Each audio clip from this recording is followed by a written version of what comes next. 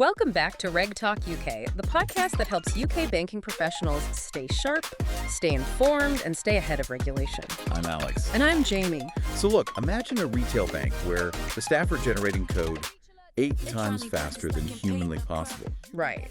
But at the exact same time, the creator of that very technology is literally begging the global community to shut it down.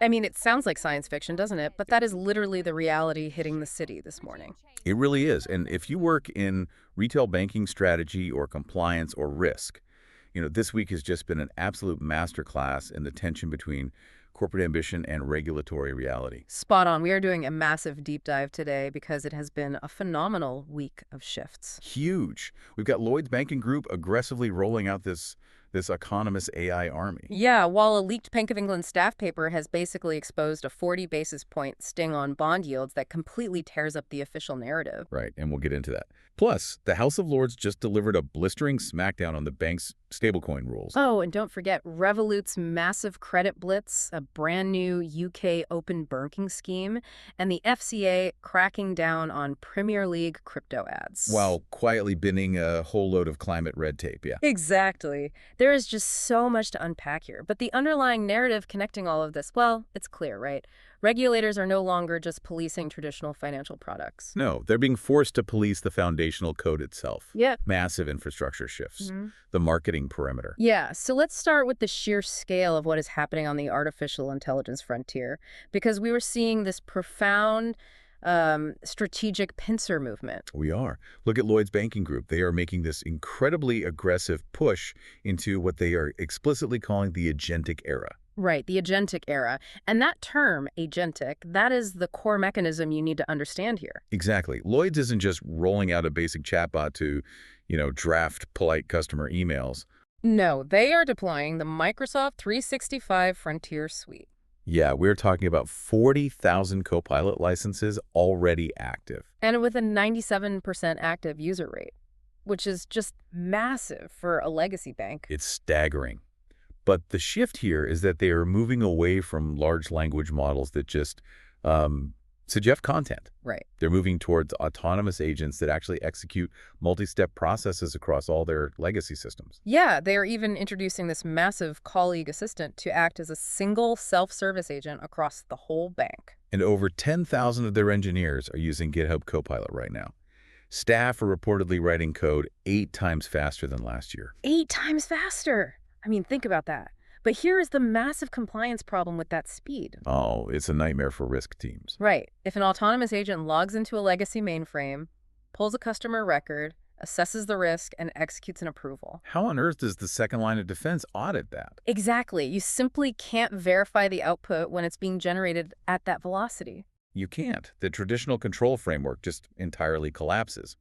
And while retail banks are industrializing this tech, the actual architects of these frontier AI systems are, well, they're basically panicking. Yeah, look at Anthropic. They've just surpassed OpenAI to become the world's most valuable AI startup. Right, sitting on a valuation of $965 billion. Nearly $1 trillion. And what are they doing with that momentum? Formally calling for a global freeze on frontier AI development. Which is wild. Their chief executive, Dario Amodei, he actually warned there is a 25% chance of things going, quote, really, really badly. But I have to ask, isn't that just classic Silicon Valley marketing? How do you mean?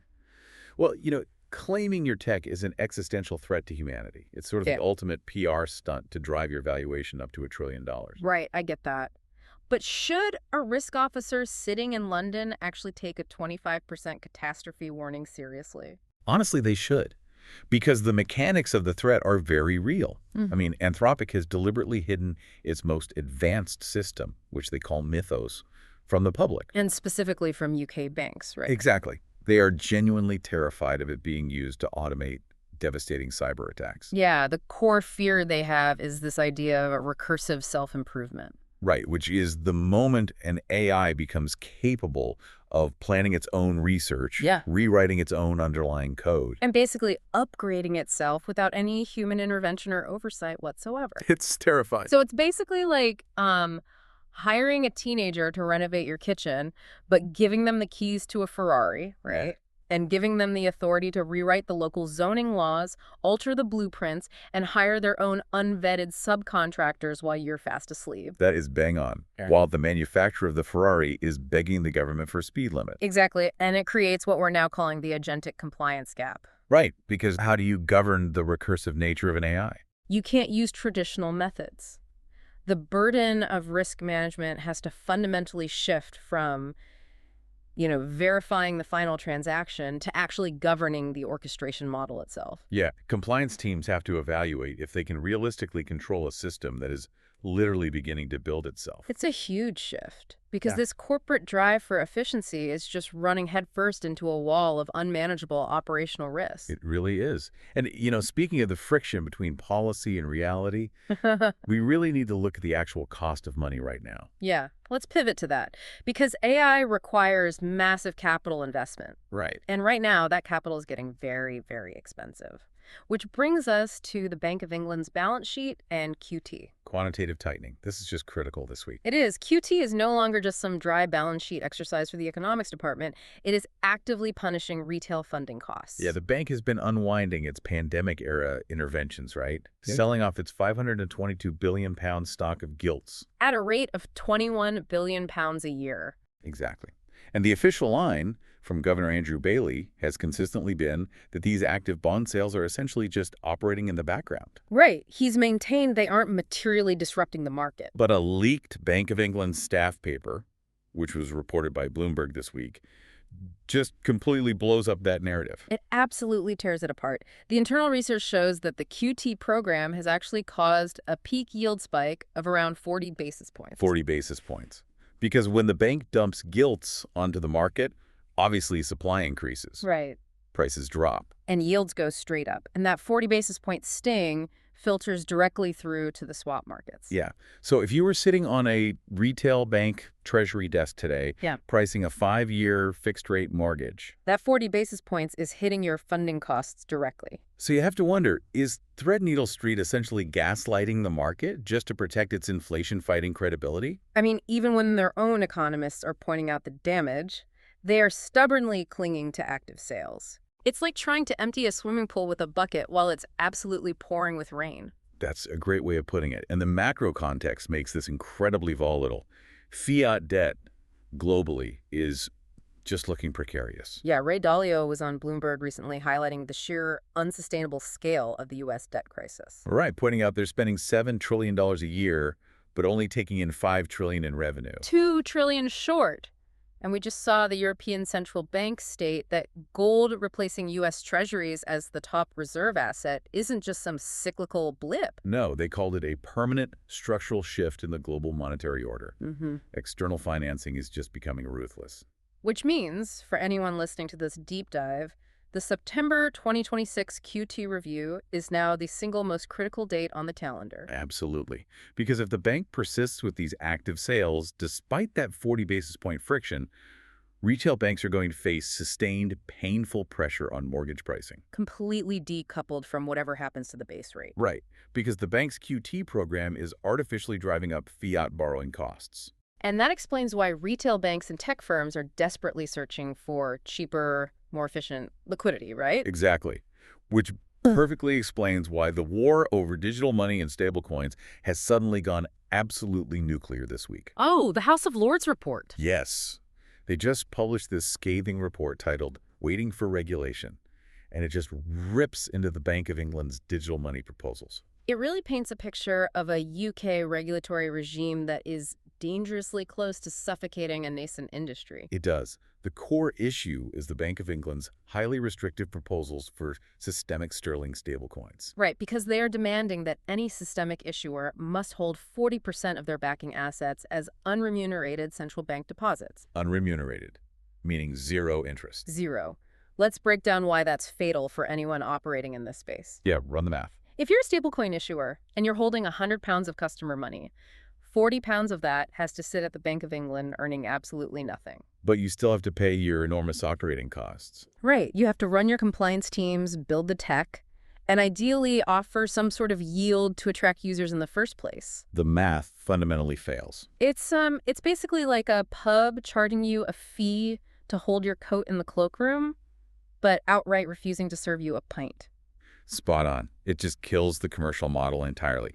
Innovate Finance and Stripe have publicly slammed these rules. Yeah, they actually called GBP stablecoins, quote, commercially stillborn. And to make matters even worse, the bank wants to impose temporary holding limits. Right, capping individuals at £20,000 and businesses at £10 million. Which is purely defensive. It's clearly designed to stop a sudden flight of deposits out of the traditional commercial banking sector. But overregulating just to protect legacy bank deposits is so short-sighted. Because while the UK ties itself in knots over this, the international market is just building workarounds. Oh, absolutely. There is a massive US-led stealth consortium active right now. Yeah, Stripe, Visa, MasterCard, and Coinbase, they are combining forces to build a huge stablecoin platform. One that could bypass traditional retail clearing rails entirely. This is the existential threat, because if I'm an internationally active UK business, and I can settle cross-border payments instantly and cheaply using a US dollar stablecoin via Stripe, why would you ever bother with a heavily restricted, zero-yield sterling stablecoin that caps you at 10 million quid? you wouldn't. You just offshore all your activity to the US dollar. Exactly. And the traditional UK lenders see this coming, which is why they aren't just sitting back. Right. We're seeing Barclays, HSBC, Lloyds, and NatWest fight back. Yeah, via the Great British Tokenized Deposit Pilot, or the GBTD. And their strategy here is quite brilliant in its self-preservation, because instead of issuing private stablecoins, they are creating digital on-chain representations of traditional bank deposits. Yeah, and the crucial mechanism here is that the digital money stays squarely on the bank's own balance sheets. Right, which preserves their deposit base and protects their capacity to lend to the real economy. And it's not just tokenized deposits. We also saw the newly launched UK Payments Initiative announce a commercial variable recurring payment scheme at Money 2020 this week. Let's quickly define CVRP for anyone who missed it. Sure, so it's an open banking mandate. It allows a third-party provider to dynamically sweep variable amounts of money between accounts without needing traditional direct debit mandates. Which fundamentally threatens the toll bridge that Visa and MasterCard have held over retail payments for decades. Absolutely. Whether it's a tokenized deposit, a stablecoin, or CVRP, the core battle is exactly the same.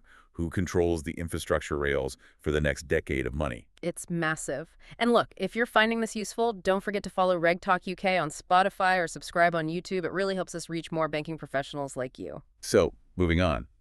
If the underlying rails of finance are shifting so violently, the retail layer sitting on top of those rails is, well, it's turning into a bit of a bloodbath. It really is, because while legacy banks execute these slow, methodical digital pivots, the fintech challengers are aggressively encroaching on their most profitable territory. Yeah, look at Revolut. Their UK CEO, Francesca Carlesi, announced at Money 2020 that they are launching 5 new credit cards. Having finally secured their UK banking license, right? They are pivoting hard. Very hard. They want to hit 100 million daily active customers globally. And they are eyeing a massive IPO valuation, nearing $200 billion. Because they're moving away from just being a low-margin, subscription-based travel card. Yeah, they are specifically targeting the highly profitable, interest-heavy wealth management gaps that have been left behind by high street incumbents. But here is the brutal irony of all this. They want a hyper-growth valuation of a Silicon Valley tech company. But they need the trust and stability of a legacy bank to actually achieve it. Exactly. And the moment these challengers step up in scale, they step on the exact same compliance landmines that have plagued the legacy dinosaurs for decades. Yeah, let's talk about the breaking news regarding Wise this week. Oh, this is huge. Their shares have slumped following a Belgian prosecutor's investigation. Into 500 million euros, right. Linked to alleged criminal networks and drug trafficking moving through their platform. €500 million of alleged cartel money.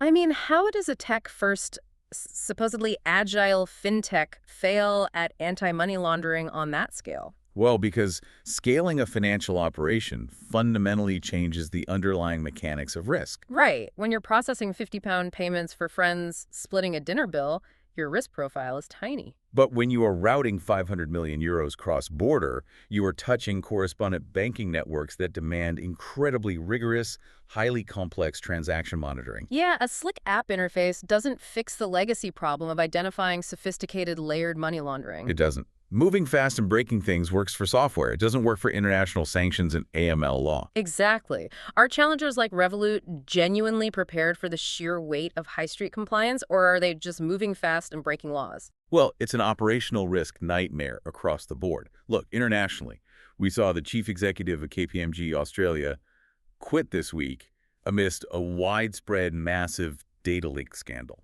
It just proves that managing data and compliance at scale is crushing. They are just going to keep running into these multi-million euro enforcement actions if they aren't careful.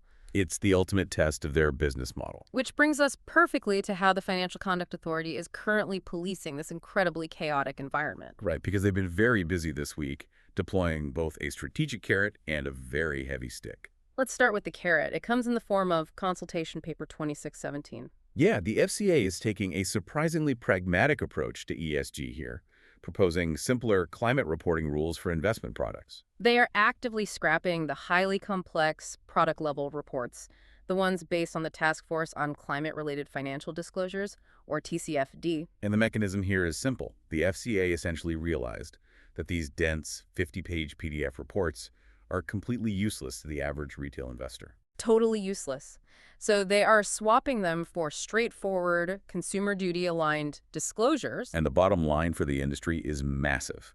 This simplification is estimated to save investment firms around £20 million annually. 20 million quid. Cutting red tape to boost international competitiveness is a rare move from the regulator, but definitely a welcome one. But you have to contrast that £20 million saving with the FCA violently baring its teeth at the Premier League. Oh, the crypto stick. Fiona McKinnon-Miller, the FCA's head of scams, promotions, and perimeter, fired off a very severe warning to football clubs. Yeah, clubs taking sponsorship money from unauthorized cryptocurrency exchanges. The FCA recognizes a harsh truth here. Policing the regulatory perimeter is completely pointless if unauthorized offshore crypto casinos can just plaster their logos across the shirts of Premier League strikers every Saturday afternoon. Right. The letter explicitly warns clubs that they are conferring false legitimacy on these platforms. And the jeopardy here isn't just a slap on the wrist or a bit of bad PR. No, promoting an unauthorized financial product is a potential criminal offense under Section 21 of the Financial Services and Markets Act. Plus, if those sponsorship funds are the proceeds of illegal activity, the clubs are staring down the barrel of the Proceeds of Crime Act. So the mechanics of compliance for these football clubs are now rigorous. They're expected to run institutional-grade due diligence. They have to strictly check the FCA warning list. And mandate UK geo-blocking, so that domestic fans cannot actually access the offshore platforms being advertised. It highlights a brilliant irony in how the regulator views retail consumers, doesn't it? How so? Well, the FCA is essentially saying that dense ESG reporting is useless because consumers don't read it.